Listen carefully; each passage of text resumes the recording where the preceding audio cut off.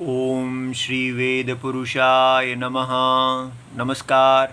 Class number 221 Shrimad Bhagavad Gita जी शंकराचार्य जी के भाष्य के अनुसार आरंभ किया जाता है। ओम श्री सीतारामचंद्राभ्याम नमः। नमो गुरुभ्यः। अथ कालदेवताः श्री संवत् 2081 श्रावण शुक्ल पक्षः चतुर्थी गुरुवारः उत्तर फाल्गुनी नक्षत्रं दक्षिणायनं वर्षा ऋतुः। ओम तत्सत् श्री शंकराचार्याय गुरवे नमः।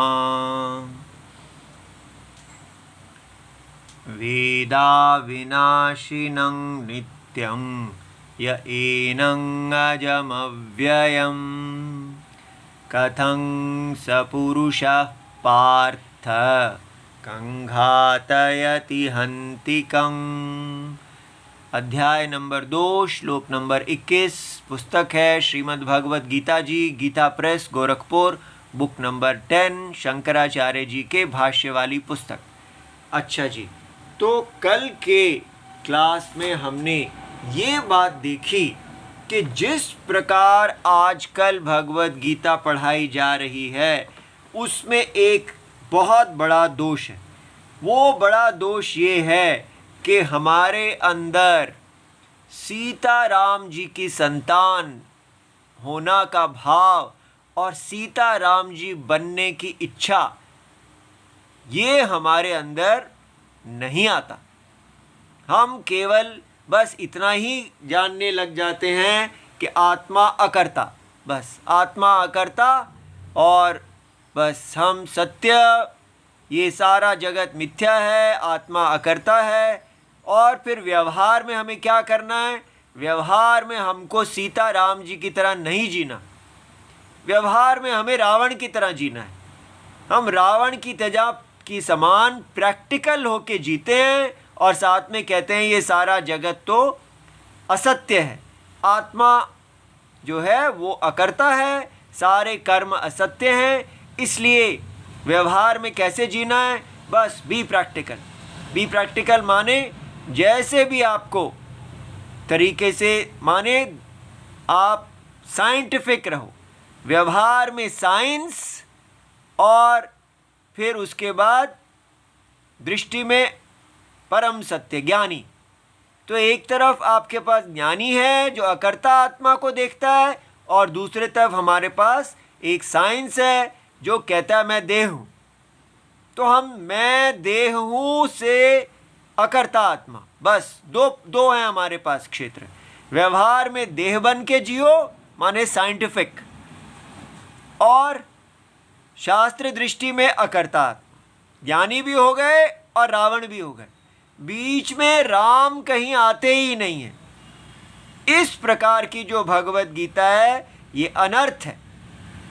ऐसा ये जो ज्ञान है ये ज्ञान नहीं है। रावण को कभी भी शास्त्र ज्ञान नहीं हो सकता, राम ही ज्ञान पाएंगे। इसलिए कल जो कहा गया था कि भारत का सौभाग्य तभी आएगा जब हमारे अंदर, हमारे बच्चों में, हम सब में ये इच्छा आए कि हम सीता राम के संतान हैं, हम सीता राम बनेंगे। ठीक है, सीता राम की संतान है, सीता राम बनेंगे। ठीक है, इस प्रकार। तो अब ये कल हमें उसका उपाय ये कहा गया कि हम जप करें हरे राम बिना आवाज़ किए मन से जप करें और राम परायण होने की इच्छा करें कि राम जी के सारे गुण हमें प्राप्त हों। ठीक है, और ऐसा जब हम करेंगे तो हमने जो कल श्लोक देखा वो 5th अध्याय का 27 श्लोक जो था उसमें एक उपाय बताया गया। क्या? कि बाह्य विषयों की जो चिंता है वो ना की जाए। तो वो कैसे ना की जाए? वो तो हो ही जाती है। तो उसके लिए क्या किया जाए कि आप अपने प्राण अपान को समा कीजिए। प्राण कौन था? जो नाक से अंदर जाने वाली वायु है उसको प्राण कहते हैं, और जो नाक से बाहर आने वाली, नीचे की तरफ आने वाली वायु है उसको अपान कहते हैं। जब हमारा ध्यान प्राण के ऊपर जाता है तो हम स्थिर हो जाते हैं। और अगर हमारी जो आँखें हैं वो ऐसे बिना टीरा नहीं होना, उनको अंदर की तरफ मोड़ना नहीं है, आप सीधा ही रखेंगे अपनी आँखों को, लेकिन आप मन से ऐसा ध्यान करें कि आप आईब्रोज, भ्रुवों के बीच में आप देख रहे हैं। इस प्रकार इंद्रियां स्थिर हो जाएंगी। ठीक है।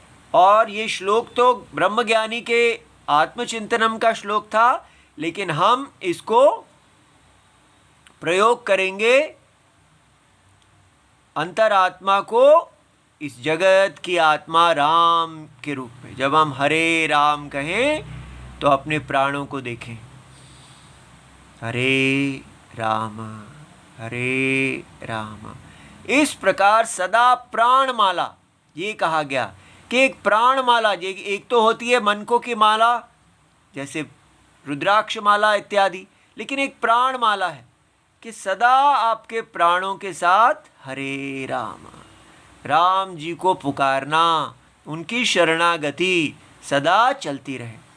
वो राम जी जगत की आत्मा हैं, हम उनकी शरण लेते हैं और प्राणों की तरफ ध्यान रहने से सारी इंद्रियां वश में आ जाती हैं। ठीक है। और व्यक्ति जो है वो इच्छा, भय और क्रोध, ये जो तीन हमारे शत्रु हैं जो हमको धर्म से गिराते हैं, इन तीनों से मुक्त हो जाएगा। ठीक है। जब हम प्राण आत्मा में प्रतिष्ठित होते हैं, सो ये जो प्राण आत्मा में प्रतिष्ठा होने से बल प्राप्ति होती है, शुद्धि होती है, उसको आज हम थोड़ा विस्तार में देखेंगे। ठीक है। तो ताकि ये जो भगवत गीता का दोष हो रहा है कि भगवत गीता रावण पैदा कर रही है, राम पैदा कर ही नहीं रही। जिस प्रकार भगवत गीता पढ़ाई जा रही है वो सब जैसे फिजिक्स पढ़ते हैं वैसे ही भगवत गीता हो गई है, और उसको बड़ा उसका गुण बताया जा रहा है कि भाई ये तो भगवत गीता रिलीजन ही नहीं है, ये कुरान और बाइबल से बिल्कुल भिन्न भिन्न है, ये तो साइंटिफिक है। इस प्रकार आप इसको केवल साइंटिफिक एटीट्यूड से पढ़िए, तो आप व्यवहार में साइंटिफिक रहिए और साथ ही साथ अंतरात्मा का ज्ञान प्राप्त कीजिए। ऐसा नहीं है। तो अब हम आपको ये दिखा रहे हैं, भगवान ये बार बार बताना चाहते हैं कि पूरी भगवत गीता का एवं च विभागम पुनः पुनः दर्शयिष्यति। भगवान विभाग दिखाएंगे कि एक विभाग है अतत्वविद, जो तत्व को नहीं जानते, और दूसरा है तत्वविद। ठीक है। एक है विद्वान और ये अविद्वान। ये भगवान ने यहाँ दो श्लोक आगे के बताए हैं जिनको आगे हम देखते हैं, लेकिन उससे पहले इस विभाग को और अच्छी तरह देखा जाए। ये विभाग क्या कहता है, देखिए। हमने एक शब्द सुन रखा है जिसको कहते हैं सगुण और निर्गुण। ब्रह्म जो है सगुण ब्रह्म है और निर्गुण ब्रह्म है। ये जो है अभी तक हमने इसके बारे में विचार नहीं किया, ये भी अच्छी तरह समझ लिया जाए कि ये सगुण और निर्गुण ब्रह्म क्या है। अधिकतर लोग कहते हैं कि भगवत गीता निर्गुण ब्रह्म के बारे में बता रही है और बस ये निर्गुण ब्रह्म ही जानने से मोक्ष हो जाता है। तो अब ये निर्गुण और सगुण ब्रह्म क्या है, तो ये जो यहाँ विभाग बताया गया, विद्वान और अविद्वान, तो विद्वान वो है जो निर्गुण ब्रह्म को जानता है। मोक्ष, निर्गुण ब्रह्म को जानना मोक्ष, साक्षात मोक्ष का कारणम है। निर्गुण ब्रह्म क्या, हमने जो आत्मा को अविक्रिय, आत्मा को षड भाव, शरीर में होने वाले 6 विकारों से विलक्षण देखा कि आत्मा शरीर और सारे जगत का सत्यम है, और इसलिए सत्य होने के कारण वो असत्य प्रतीति देह के जो विकारी गुण हैं उनसे सदा मुक्त है। इस प्रकार विद्वान ने आत्मा को निर्गुण जाना, उसमें क्रिया का गुण नहीं है। इसलिए निर्गुण माने हमने कहा आत्मा अकर्ता है, अभोक्ता है। ये मोक्ष देने वाला ज्ञान है, आत्मा के तत्व को जानना। ठीक है। और दूसरा क्या है? दूसरा ये समझना सगुण। सगुण क्या है कि यही सत्यम जो निर्गुण है वो अज्ञान में, जब आपको निर्गुण का अज्ञान होता है तो यही निर्गुण आत्मा आपको सगुण दिखती है। ये बात समझ में आई कि अभी ये जो हमारी अवस्था है अज्ञान अवस्था, अज्ञान अवस्था में कौन हमें सगुण दिख रहा है? निर्गुण आत्मा। तो इसलिए ये नहीं समझना कि इन दोनों का कोई संबंध नहीं है। ये जो कुछ आपको जगत दिख रहा है ये वास्तव में निर्गुण आत्मा है। ठीक है।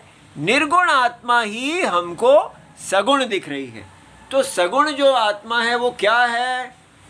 इसीलिए ये बार बार आपको दिखाया जाता है कि ये देखिए, ये जो हमारा विराट रूप है ये सगुण है। भगवान ने एक नाम रूप धारण किया गया है, और ये नाम रूप किसने धारण किया हुआ है? निर्गुण ने। तो निर्गुण ने सगुण रूप धारण किया हुआ है, इसलिए निर्गुण सत्यम है और सगुण गुण, ये सारे गुण जो हैं ये उसी सत्य की उपाधि है। कौन सी उपाधि? अविद्या कल्पित। अविद्या माने अज्ञान कल्पित।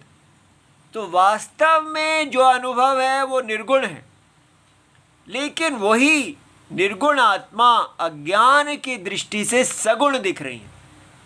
तो अब हमको समझना है कि अगर हम कहते हैं कि अरे ये तो फिर अविद्वान की दृष्टि है, ठीक है, ऐसा नहीं है। कैसे?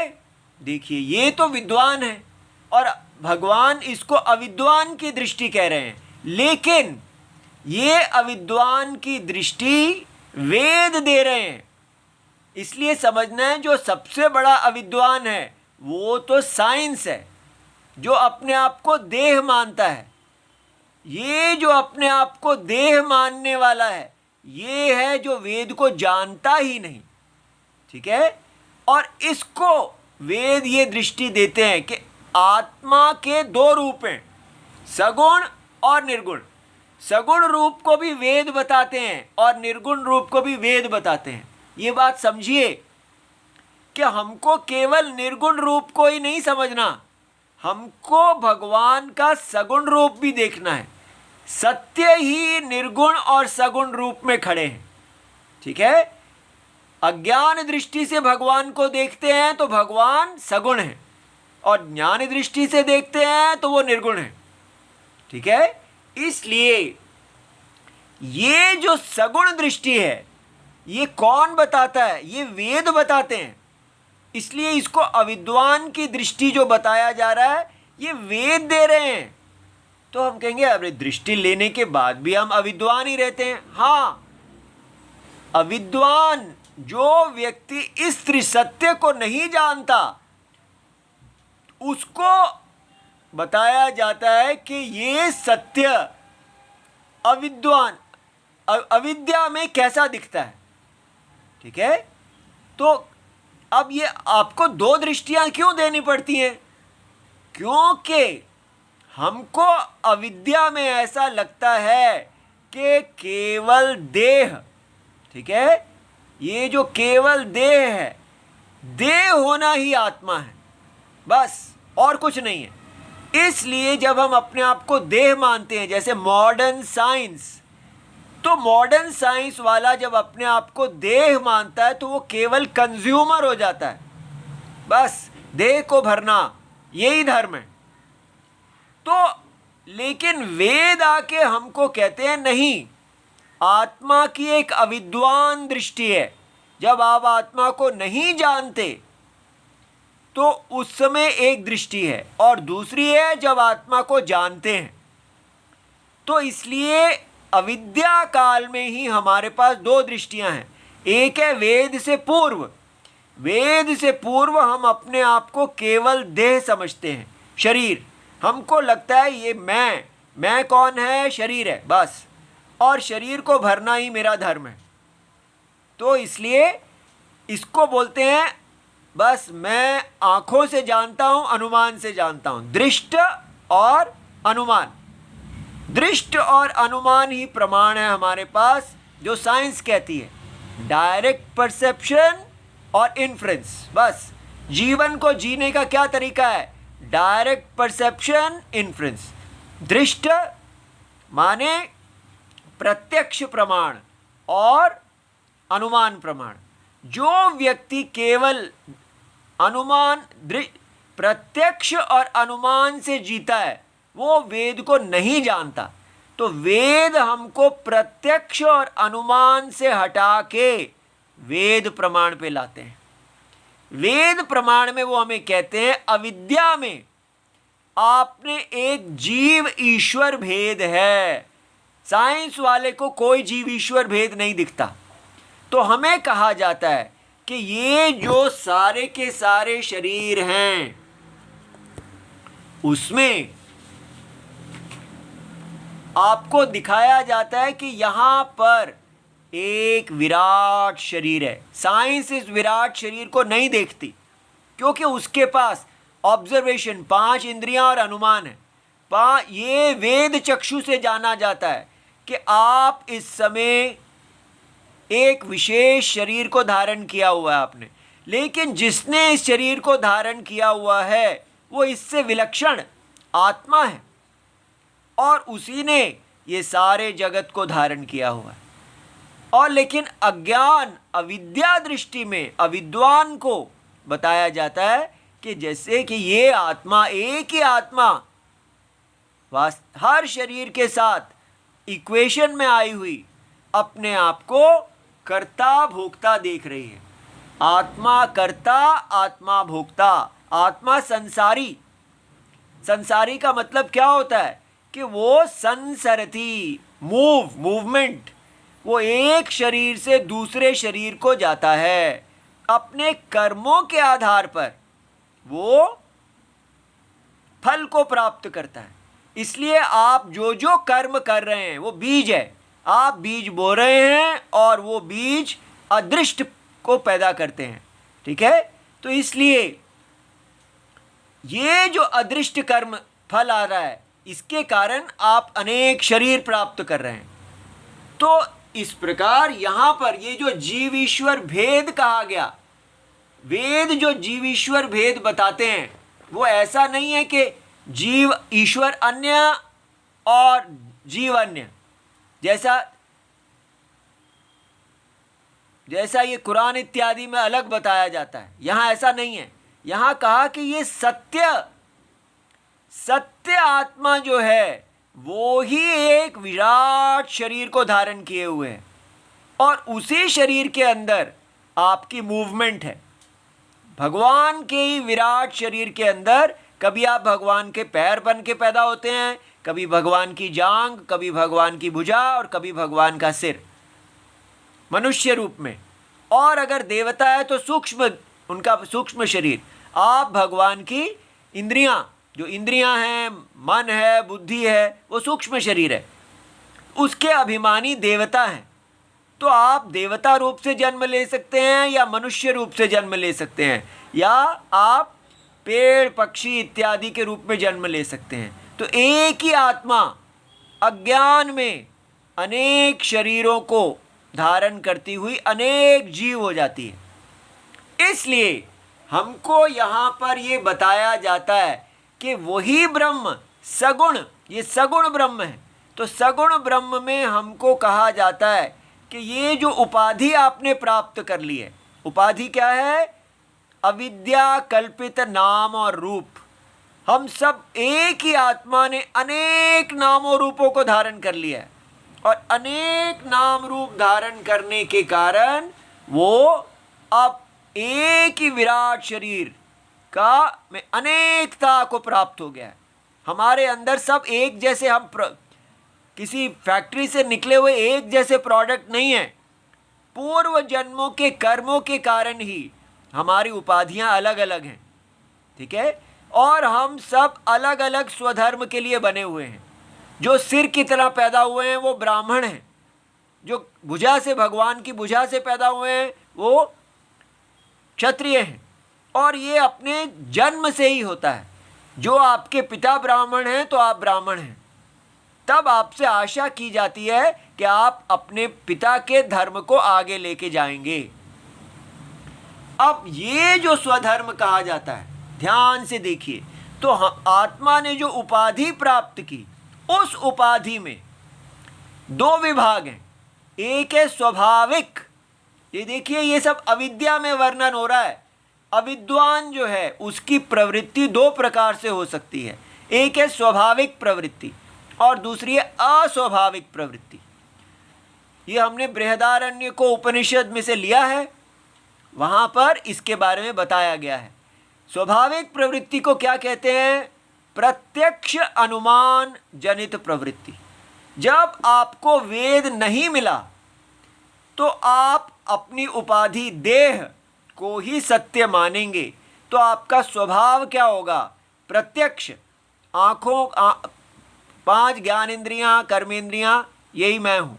तो ज्ञान इंद्रियों से और अनुमान से आप जिस ज्ञान को प्राप्त करेंगे उसी के लिए आपकी प्रवृत्ति होगी।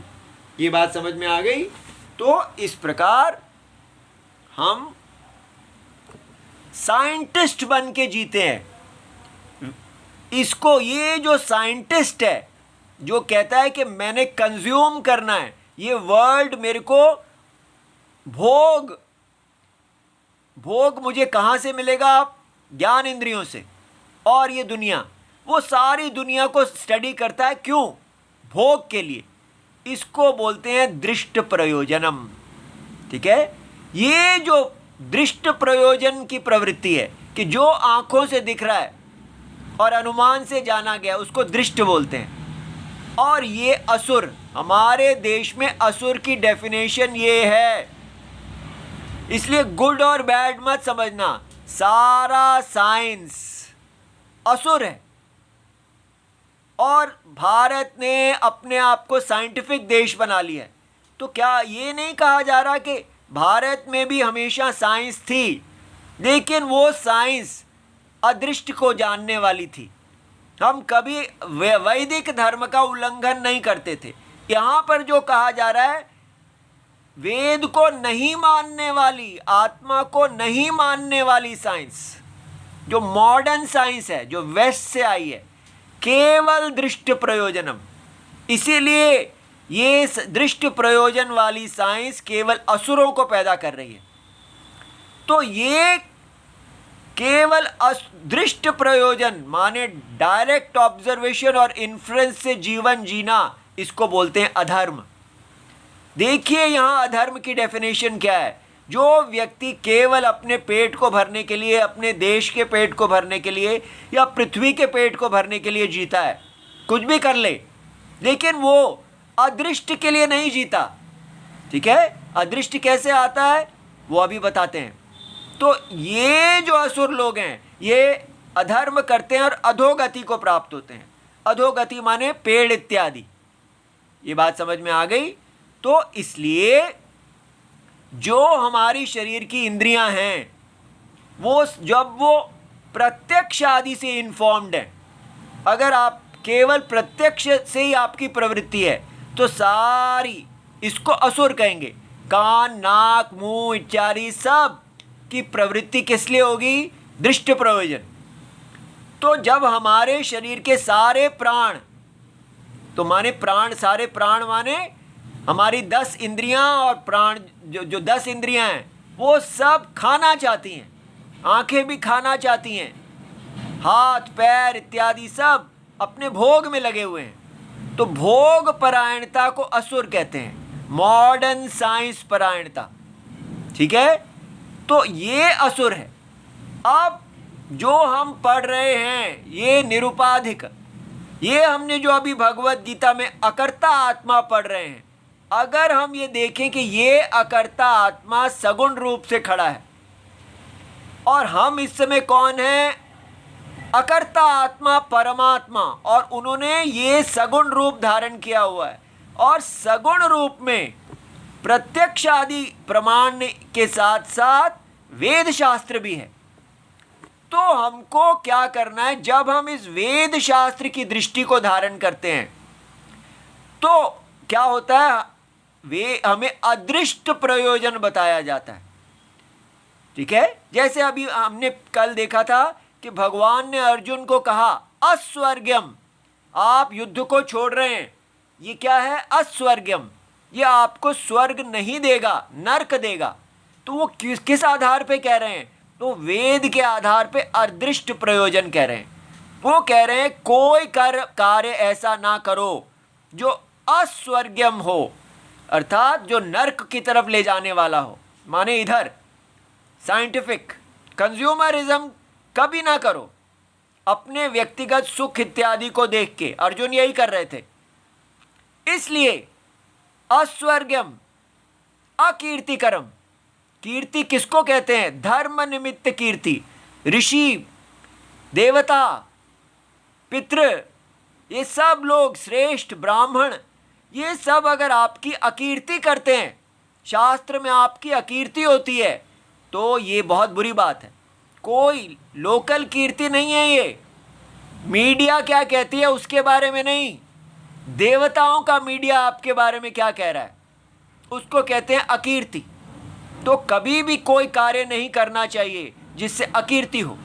और तीसरा क्या है, अनार्य जुष्टम, वो कार्य जो कुल कौन सा होता है, जिसमें पिता पुत्र अपने वेद के परायण, वेद दृष्टि से जीने वाले लोगों को कुल कहते हैं, आर्य कहते हैं। तो जो लोग वेद की दृष्टि से जीते हैं, अर्थात कभी कोई कार्य दृष्ट प्रयोजन से नहीं करते, अदृष्ट की प्रयोजन से करते हैं, वो लोग आर्य कहलाते हैं। तो तीन चीजें भगवान ने अर्जुन से कहा, अस्वर्ग्यम, अकीर्तिकरम, अनार्य जुष्टम। ना कोई आपका कार्य कभी स्वर्ग के विरुद्ध नहीं होना चाहिए, कभी आपका कार्य ऐसा ना हो जिससे देवता आपकी अपकीर्ति करें। और तीसरा, वो आपके कुल परंपरा, जैसे राम जी कहते हैं रघुकुल रीत, ये हमारी कुल परंपरा है, उसी प्रकार आप कभी भी अपने कुल को दूषित ना करें, आप आर्य परंपरा को बनाए रखें। इस प्रकार तीन दोष अर्जुन को कहे। और अगर आप ऐसा करते हैं तो आप कौन हैं, क्लैब्यम, माने हिजड़ापन, आप नपुंसक हैं। भगवान ने इतना बड़ा दोष बताया कि अगर आप वैदिक दृष्टि को छोड़ के कंज्यूमरिज्म की तरफ जाते हैं तो आप नपुंसक हैं, क्योंकि आप में बल ही नहीं है कि आप वैदिक दृष्टि को धारण कर सकें। इसलिए ये जो दो पॉसिबिलिटीज हैं हमारे बॉडी में, इसको बोलते हैं असुर और देव। अब आप समझिए कितनी कमाल की डेफिनेशन है। प्रत्यक्ष प्रयोजन से हटके अदृष्ट प्रयोजन की तरफ मूव करने को कहते हैं असुर और देवता, और इन दोनों में प्रतिस्पर्धा रहती है। ये है देव असुर युद्ध। अपने आप को हम सदा अदृष्ट में रखें, और ये आजकल हमारे भारत में जीरो हो गया है। हमारे भारत में असुर जीत रहे हैं और देव हार रहे हैं। यही हमको चेंज करना है। हम इतना करते रहते हैं, हिंदू जागो, हिंदू जागो। हमारा थ्रेट मुसलमान इत्यादियों से नहीं है, हमारा थ्रेट यहाँ से है, अंदर से। हम बन गए हैं कंज्यूमर, दृष्ट प्रयोजनवादी। हमारी कॉन्स्टिट्यूशन इत्यादि सब कुछ दृष्ट प्रयोजन है, हमने अदृष्ट प्रयोजनता को छोड़ दिया है। तो इसलिए उसके लिए क्या कहा गया है, ये प्रतिस्पर्धा में देवता जीतें। जब देवता जीतते हैं उसको कहते हैं धर्म, और उससे एक दूसरी चीज़ क्या मिलती है, शुद्धि। सारे प्राणों की शुद्धि कैसे होगी, अब ये बात आपको बताई गई कि आपने क्या करना है। ये बात समझनी है कि हमारे सारे जो इंद्रियां हैं उनको असुर जीत सकते हैं। नाक जो है उसमें राग द्वेष है, आंखें हैं राग द्वेष हैं, वहाँ असुर जीत जाएंगे। लेकिन एक ही चीज़ है हमारे सारे शरीर में, और वो है हमारा मुख्य प्राण। जो हमारे शरीर में प्राण हैं उनमें कोई राग द्वेष नहीं है। प्राण जो हैं वो सर्वव्यापी हैं, वो हर इंद्रियों में व्याप्त हैं। इसलिए भगवान की उपाधि अकर्ता आत्मा, ये जो अकर्ता आत्मा निर्गुण आत्मा है, इन्होंने हमारे शरीर में प्राण रूप से वास किया हुआ है। यदि हम प्राण की शरण लेते हैं, सदा अपने प्राणों में ध्यान रखते हैं, हरे राम, और ध्यान प्राणों में रखेंगे, आप देखेंगे कि असुर कभी नहीं जीत पाएंगे। सारी इंद्रियों को प्राण बांध लेंगे, क्योंकि सारी इंद्रियां वास्तव में प्राण ही हैं। ये प्राण ही हैं जो मुख, नाक, कान इत्यादि सबके अंदर, वाक सबके अंदर प्राण चल रहे हैं। तो भगवान जो हैं वो पूरी तरह कंट्रोल में है।